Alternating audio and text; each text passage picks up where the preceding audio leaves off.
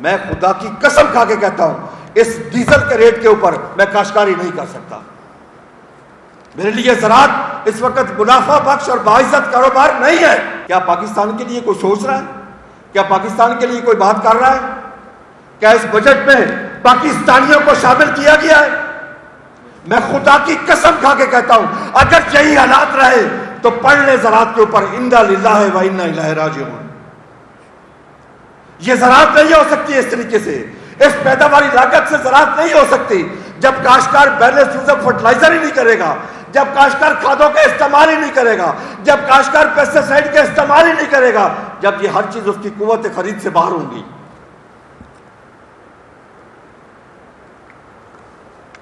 اگر آج میں ترجیحات کی بات کروں کہ ترجیحات کیا ہیں، میں صبح ہی دیکھ رہا تھا مالک صاحب کا programme, Sardar Awais لغاری power minister بات چیت کر رہے تھے۔ میں ان کے فگر آپ کو بتا رہا ہوں کہ یہ زراعت کی ترجیحات ہے۔ انہوں نے کہا ہم نے رعایت دی انڈسٹری کو 33%، گھریلو کو 16%، پروٹیکٹڈ کو 31%، سب سے آخر میں زراعت ہے۔ حالانکہ دنیا میں فوڈ سیکورٹی نمبر 1 پہ ہے۔ سردار اویس لغاری صاحب آپ ایک ذمہ دار کے بیٹے ہیں، سب سے آخر میں زراعت کا کہنا بڑے افسوس کی بات ہے کہ آپ نے کہا 14% ہے وہ۔ یہ آپ کے اپنے الفاظ ہیں، میرے الفاظ نہیں ہیں۔ مجھے تو ایک چیز کا پتا ہے کہ آج سے 3-4 سال پہلے جب انڈسٹری کا بل تھا 1900 روپے، ہمارا تھا 5 روپے 35 پیسے، آج ہمارا ریٹ انڈسٹری سے بھی زیادہ ہے۔ اس پوری دنیا میں ایگریکلچر سبسڈائز ہے، پوری دنیا میں سوائے پاکستان کے، پوری دنیا میں نمبر 1 پہ فوڈ سیکورٹی ہے سوائے پاکستان کے۔ اور پرسوں کی خبر میں آپ کو دوں کہ یہ زراعت کی ترجیحات ہیں۔ 15واں سیکٹری فوڈ سیکورٹی آ چکا ہے ان 4-5 سالوں میں، یعنی یہ ترجیحات ہے۔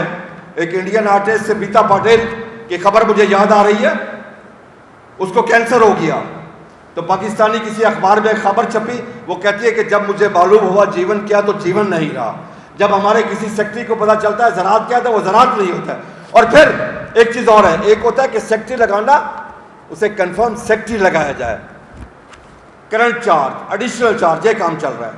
یہ ہے زراعت پاکستان کی۔ اب مجھے نہیں پتا کہ اس کے پیچھے ایجنڈا کیا ہے، اس کے پیچھے کون ہے، اس کے پیچھے کوئی انٹرنیشنل قوت ہے۔ پاکستانی کاشتکار کپاس کیوں چھوڑ گیا ہے؟ صرف یہی وجہ ہے کہ دنیا کا واحد ملک پاکستان ہے جہاں کھل، بنولا، روئی کے اوپر 18% GST ہے۔ یعنی کاشتکار کو اس کی قیمت نہیں ملتی۔ کاشتکار کے لیے وہ انتہائی اس وقت مشکل وقت آ چکا ہے جو کپاس سے عشق کرتا تھا۔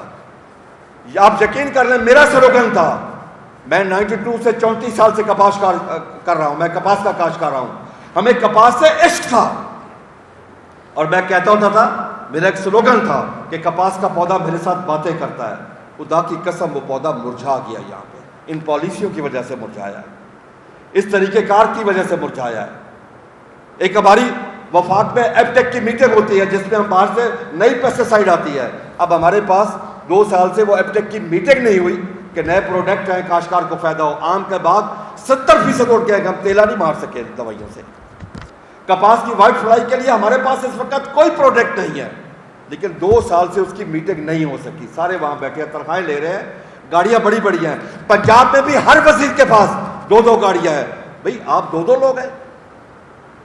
ایک طرف تو IMF کا پریشر ہوتا ہے کہ کاشتکار کو مراحت مت دے، سبسڈی مت دے کاشتکار کو، لیکن جہاں پہ IMF خاموش ہے، یہاں پہ اسپیکر کی تنخواہ ہو، وہ اگر 1 لاکھ سے 25 لاکھ پہ چلی جائے، چیئرمین سینٹ کی 25 لاکھ پہ چلی جائے، MLA MPA کی 1 لاکھ سے 5-5 ساڑھے 5 لاکھ چلی جائے، وہاں IMF خاموش ہے۔ کیونکہ کیا IMF کی آپ کے ساتھ ڈیل ہو چکی ہے؟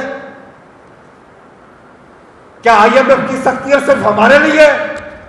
کیا IMF کی سختیاں پاکستانیوں کے لیے، پاکستان کے لیے کہ پاکستانی غریب آدمی اس وقت پیٹرول نہیں خرید کر سکتا؟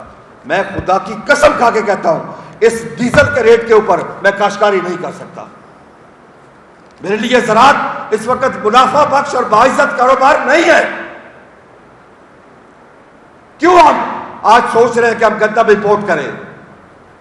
اگر $1 بلین کی امپورٹ کرتے ہیں، خدا کی قسم میں کھا کے کہتا ہوں، اگر $1 بلین پاکستانی کاشتکار پہ خرچ کیا ہوتا، ہم کم از کم $2 بلین کے ہم ایکسپورٹ کرتے. اس وقت ہم اپنا زر مبادلہ تو خرچ کر لیتے ہیں. اب آپ ایک چیز اور کو لیں، میں کل پچھلے ہفتے سے سن رہا ہوں کہ چینی چینی چینی. کیا ہمارے پاس کوئی پالیسی نہیں ہے؟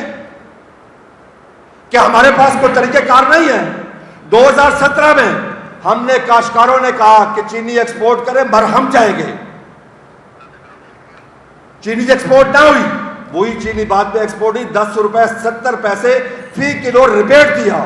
کسی کو سزا جزا نہیں دی گئی، کسی کے خلاف کارروائی نہیں ہوئی. اب کیا ہوا؟ ساری فصلیں فیل ہو گئی. اب کاشتکار نے اگلے سال کے لیے 25% گنّا زیادہ کاشت کر لیا ہے پنجاب میں. اس کا رزلٹ کیا ہوگا کہ یہ شوگر مل والے کہے گا ہمارے پاس چینی فالتو ہے. قتل کس کا ہوگا؟ کاشتکار کا قتل ہوگا. بھئی آپ کے پاس امپورٹ ایکسپورٹ ایک انڈیپینڈنٹ اتھارٹی ہونی چاہیے. وہ مجھے نہیں پتا آپ کے پاس چینی کتنی فالتو ہے، میں کاشتکار ہوں. اس اتھارٹی کا کام ہونا چاہیے وہ اسیس کرے کہ کتنی فالتو ایکسپورٹ کرنے کی ضرورت ہے یا نہیں ہے. اگر ہے تو ایکسپورٹ کرے، امپورٹ کرنے کی ضرورت ہے تو امپورٹ کرے. یہ انہیں دنیا میں ایک طریقہ کار ہے. ہماری فصلوں کا ریٹ بھی اسی طریقے انڈیپینڈنٹ پرائس کمیشن ہونا چاہیے جو پوری دنیا میں ہے. اور پرائس کمیشن کا کیا کام ہو؟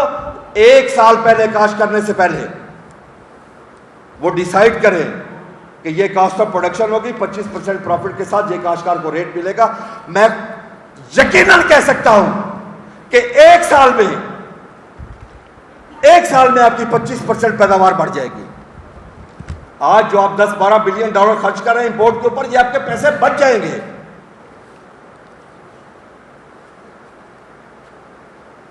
دنیا میں واحد ہم ہیں، واحد پاکستان میں ہیں، واحد پاکستانی حکومت ہے جو سیاست کرتی ہے آٹے کے اوپر، گندم کے اوپر، گنے کے اوپر، چینی کے اوپر.